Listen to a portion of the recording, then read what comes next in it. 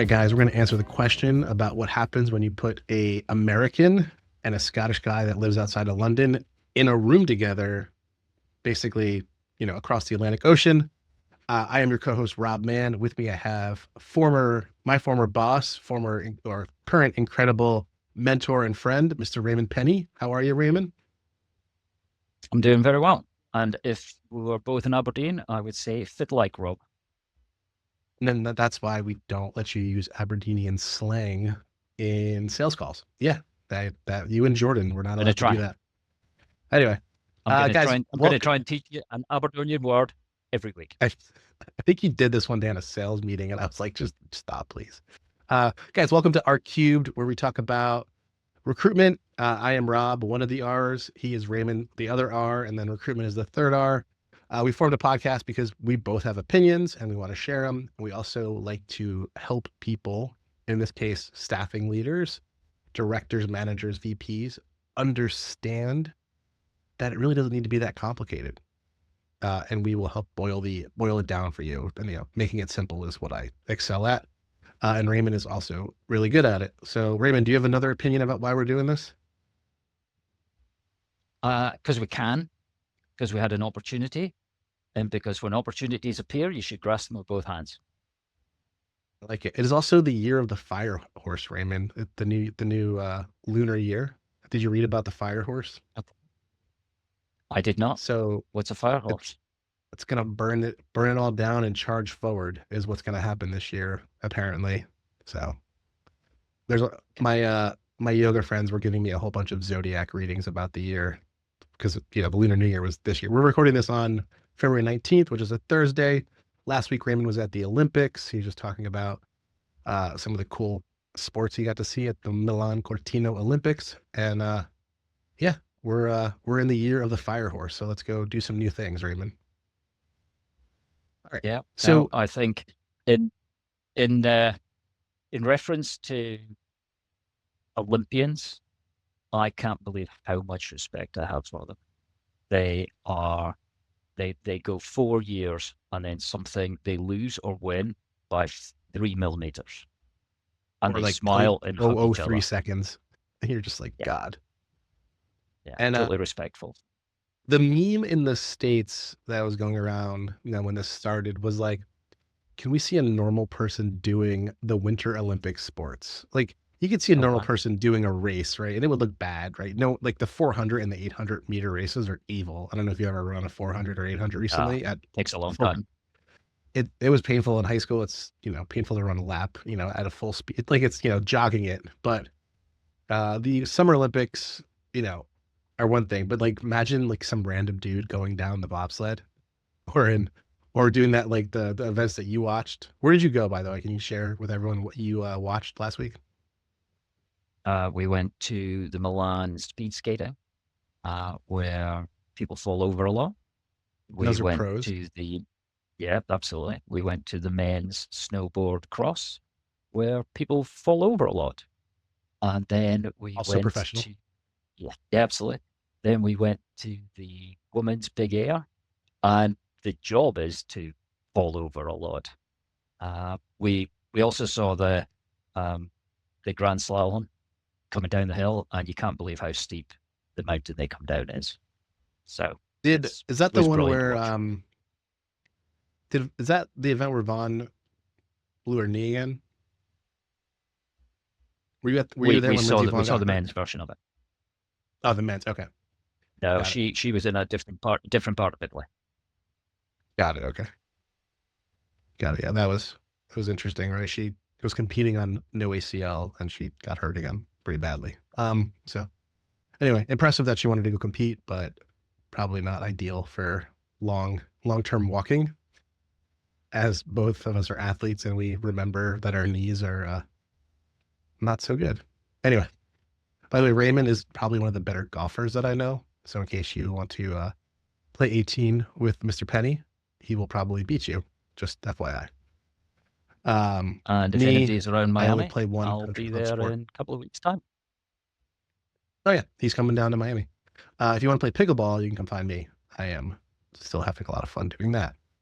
And anyway, So today we're going to talk. We're going to focus on trying to boil, like I said, boil the complicated down.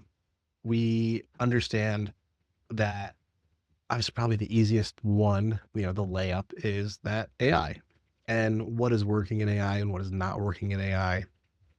And I pulled a bunch of research together using AI today to talk about this. So I'm going to use that research and form this conversation with you guys. So um, what I found interesting was there's a couple quotes that I pulled in here is if you're a senior HR or talent acquisition leader in 2026, chances are you've sat through at least a dozen vendor pitches where AI power sourcing or something AI was said so many times it could have been a drinking game.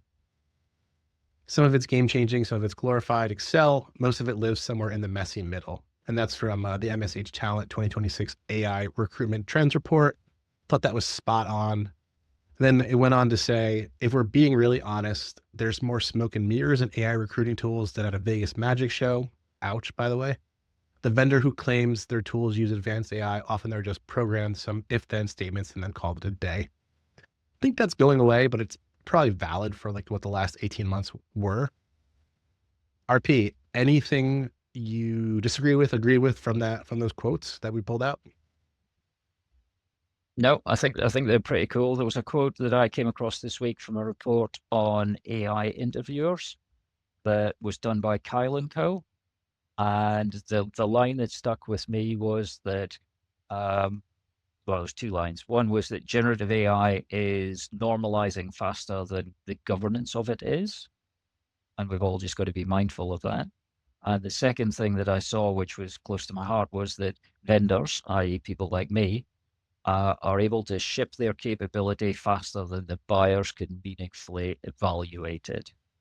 So the Yeah, I changes think that we can that's make the issue. in a week, in 2 weeks, in a day, has increased exponentially. And really, I didn't understand the word exponential, and I think now I do. Claude on a Monday compared to Claude on a Friday is completely different. Yeah, the cycles of acceleration. There's some fancy term for that, right? Yeah. Um, about how fast things are moving, and it's only getting faster. So, I, what I want to call out, I think, first and foremost here is that there was probably a lot of smoke and mirrors maybe 12, 18 months ago. Again, I don't know if it's all smoke and mirrors now. There's a lot of value. Things are moving pretty fast. They haven't, figured out what doesn't work, what is working. But I think you have to kind of know where you can be using AI and where you can't be. And I think the easiest way to boil it down that I've used is there's in real time uses, meaning you don't need historical data to use it. You don't need clean data in your CRM. And that's something that Raymond and I brought to the Bullhorn ecosystem back in 2022 when data tools launched from Kylo. We were talking about clean data, automating that, doing mass updates. I don't think you need clean data to use AI right now. I don't think those are the use cases that now you can if you have it, and you can probably do more. I think maybe to step back, you can do more strategic things if you have clean data or historical data in the same place. You can use in real time data, like write a good job description that captures you know, the needs that might be optimized for SEO, that might be optimized for AEO, which we'll talk about at some point. Yeah. And I was going to ask you about that. It's like, where did SEO go? yeah, it's not dead, but it's on its way, right? It's a slow march to death for SEO. But AEO, answer engine optimization is definitely going to be important here. And writing job descriptions, writing submission summaries, screening candidates, great use case, right? Because it's using the job description and the resume and then the conversation. Um, there's a million of those that do that, by the way. So that's if you see that, that's pretty strong. Yeah. Table And stakes. Table yeah, stakes. and I don't think you have a hard time there. So I think really what you're looking at is like doing the tasks that required research or writing and doing those faster. So those are my in real time AI uses. Raymond, anything to add? Any discrepancy or other thoughts I about? I can probably give you an experience from a builder. From a builder's perspective, when ChatGPT 3.5 came on the go and everybody was wowed by it, we had to be really careful what we gave it to work with, because you only had 4,000 words that you were allowed to give it, and you only got back the same. And therefore, you had to be very careful with the structure you gave it to work on. And that's where hallucination was a thing, because you weren't giving it enough to work on. Fast forward to today, Sonnet 4.6, my current favorite, because it's a little bit faster than Opus, takes 1,000,000 words. Now, 1,000,000 words, you can be a lot less careful with What the do information you book give is it. that? All you need to do is give it in some form of order and ask a better question. Yeah. That's a lot. Yeah, it's a 1,000,000 lot. words is a I, lot. well, I think you've also, Yeah. yeah, I mean, it's crazy to think that you don't have to be that careful, but you can put obviously you can put guidelines and structure. So it's interesting report. I do want to highlight a couple of things about using AI overall, though. So again, real time versus strategic. I found this was fascinating from the CEO of Greenhouse, which is a HR system, HR ATS CRM. He said Yeah. in a Fortune interview in November of last year, this is the first time I can remember where both sides were unhappy. Employers are basically saying it's really hard to make a hire because we get overwhelmed with tons of applications and we can't really tell which ones we should Yeah. pay attention to. And job seekers are saying it's easier than ever to apply for jobs, but it's harder and harder to get a job. And overall, trust is at an all-time low for both job seekers and recruiters. I cannot disagree. I agree wholeheartedly with that. I think we're in, one of our friends, Sam Rad, used to say we're in a post-truth world. And it doesn't seem any different in, TA or hiring, staffing, recruiting. I think the volume has increased. The tools to adapt to that volume has increased, but that just makes it more complicated to the lady at the desk who's trying to fill a role for 2 days' time at the nearest facility. Yeah. And When it being should able be, to identify, quickly who's the right person to put in used to be in their head. well, yeah. And now there's so many apply. Yeah. And I think employees are also, in larger firms, I think they're losing trust in their companies because their companies are saying that they're replacing them with agentic AI. Like that was the big buzzword of 2025, right? And they were probably just laying them off Yep. because the business wasn't doing that well, to be completely frank. And I think it was good. I think it was good cover. I think it yeah, was good cover. let's be honest, right? Like the economy wasn't doing that well in the States. I don't know. Raymond again is in the UK, so he's probably a better voice of EMEA in the UK. UK was poor at the beginning, maybe had a bit of a pop at the end, but is still way, way, way off 22, 23. Okay. So both sides of the pond in terms of the Western world are both hurting. We're using AI agents as a cover, and I don't think that experimenting is the wrong place to be. Like enterprises should be experimenting with AI. Um, Yeah. but were they doing it? Were they laying people off or riffing, giving risk because of the economy and the state of business, macro things, or were the agentic AI actually working and replacing them? I don't think last year was when they were actually working that well. So, um, I don't. I don't think agentic AI existed last year. No, I it's think closer now. Open Claude or Moltenbot or whatever the names you're going to use. I think Claudebot's the one that's stuck with me. Yeah, Is really agentic AI, but you don't know how to control it, so therefore it's hard. that's another episode. Control the fear of AI. It's Senior it's compliance folks and safety people are writing poetry in the UK now. Yeah, definitely. I think it's as good a place as any to come and write poetry. I mean, there's William Wordsworth did it well. lots of great poets, or you can find Walden Pond, where you can, do it there in upstate New York, right, or somewhere. Anyway, well, I Where, think where I think I am right now, uh, I was at a very interesting lunch a couple of weeks ago, with a series of industry leaders, and it was an open discussion. And one of the topics was, hey, how do you measure ROI on AI? And yeah, there was no answer. There was no answer. There was no uh, answer that could be taken easily and made it a no-brainer. What ended up being the situation was, where else in your cost structure can you look for things? And what other information can you gain from AI that you didn't have before because it was too difficult? And therefore, things like your team who used to create reports for you, guess what? They're going to spend less time writing the report and more time actioning what the report deals with. And how do you measure that ROI? I think it's hard. Uh, the one place where there was real evidence of ROI was that new hires who had AI tools to help them were onboarding and hitting their ramp targets more quickly. And most people around the table had an instance of that. So I think That's that impressive. straight ROI has to be a cost saving of some variety, hence your conversation earlier. But the other people were, if you take someone with the right skills from another industry, you can give them the knowledge in your sector really, really quickly.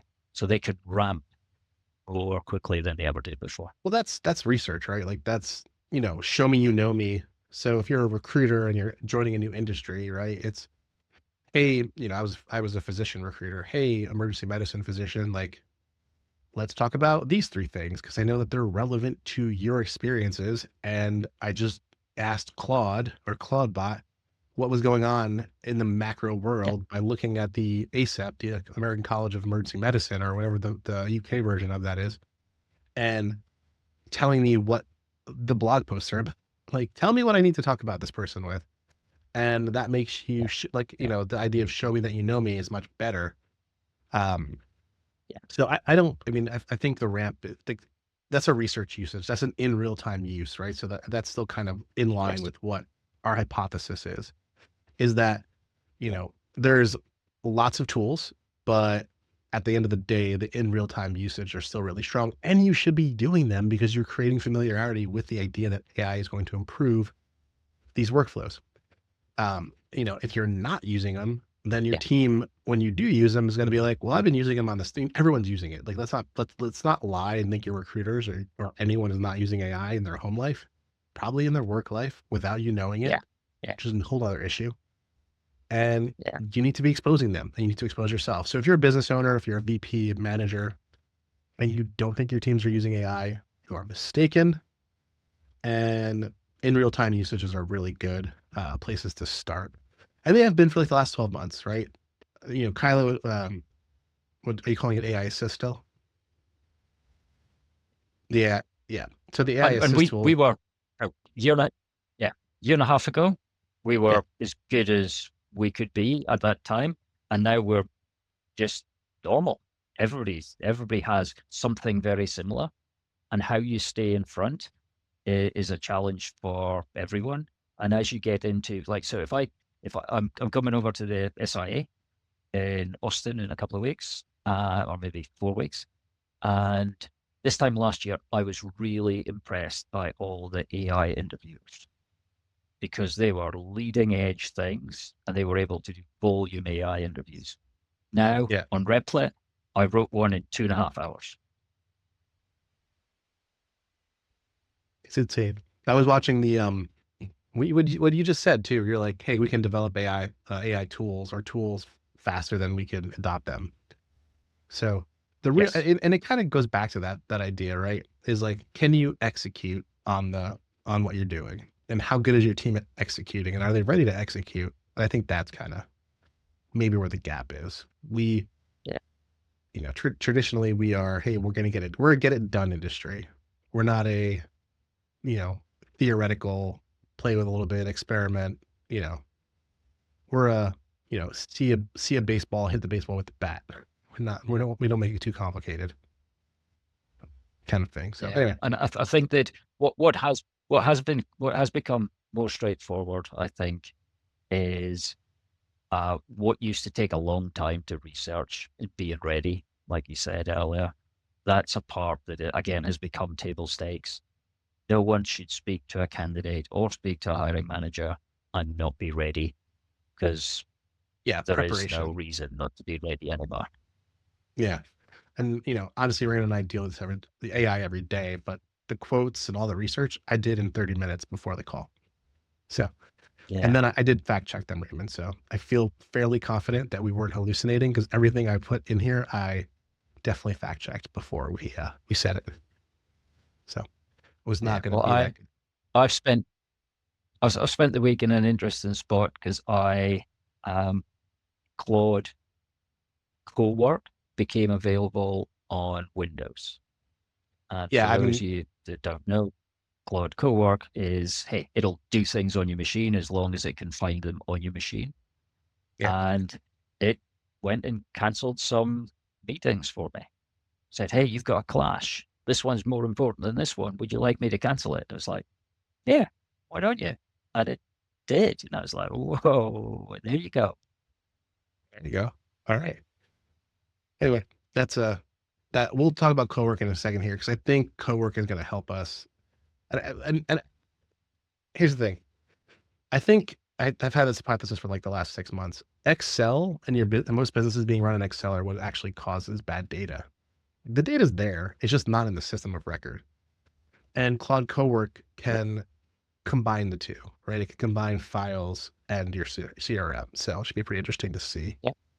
as that comes more pervasive across all the different LLMs and all the tools, like what they're going to do. So I think Cowork is the solution to your P&L being in an Excel file somewhere and, your payroll data, your commission data, whatever. Like everything is living in these different files right now and it should get connected. And now we're going to be able to connect it pretty quickly. So that'll be, I think Cowork is one of the solutions. At least maybe it's not maybe currently, but as we continue to progress, it's definitely going to be one of those things that's going to come in.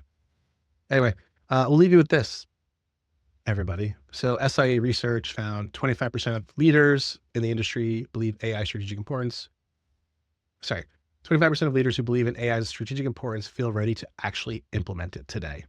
So if 100% think it's important, only 25% feel like it is ready to be implemented, and 89 say it matters, um, but they're just not ready. You're not ready, but I think you are. I think you just need to be more strategic and think about what is AI failing you? No, it's just working in certain areas, right? Is it supposed to be God right now? Hopefully not, because that's scary. But it should be creating value in real time, writing job resumes, helping you with research, helping you ramp people faster by giving them the right understanding of what they're doing and talking about, and screening people because there's 1,000 screening agents. Raymond, last thought here. Yeah, there are. There Yeah, are. I I see the AI should be or if you do one simple thing with it, do one simple thing, make sure that you've got some form of AI that means that no candidate ever feels ghosted. Automation plus AI, everyone should get a response. It's only human courtesy to be able to do that to people. So if you do one thing, just make sure that people don't get left on the hook, and therefore your reputation goes down because you are the one that didn't respond. Let's just respond. Automation allowed it to happen 4 years ago. Let's personalize it a little bit more now, and 4 years, everyone will feel special 2019. rather than feel ignored. Yeah, that's right. Makes sense in here, fish. We're doing that for the So that's what industry. I'd be. Yeah, Yeah. kind of sad that we're still saying that needs to be table stakes still, but I guess it does. All right. But then back to your point about volume.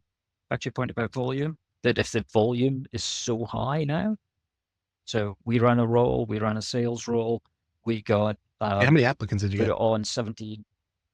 Well, we got a lot within the first 17 minutes. And we got that many that people couldn't have read it. But they were the automated apply, apply, apply. An AI apply, if anyone hasn't seen it already, go have a look because that's what your candidates are paying their $8 for. And they can apply for 250 jobs a night. That is scary. and going to create its own I've got problems. one last point. I've got one last point, and I'm going to say it every week. This is the worst it's ever going to be. Yeah. So be ready because it's going to only get better. All right. Absolutely. Mr. Pennie, I appreciate it. Thank you so much. Episode No 1, problem at all. what's actually working for Yeah. AI in the industry. Guys, this is the R Cubed podcast. I am Rob. That's Raymond. I'm Raymond. And we're going to talk about recruitment. Cheers. Certainly are. Thanks for tuning in to R Cubed, where Raymond and Rob talk recruitment, or recruitment is talked about by Raymond and Rob. Please remember to subscribe wherever you are tuned in and give it a like. Also, those comments are going to help get this show on the road. If you found anything valuable, definitely need to subscribe. But thank you guys so much, and we'll see you next episode. Cheers.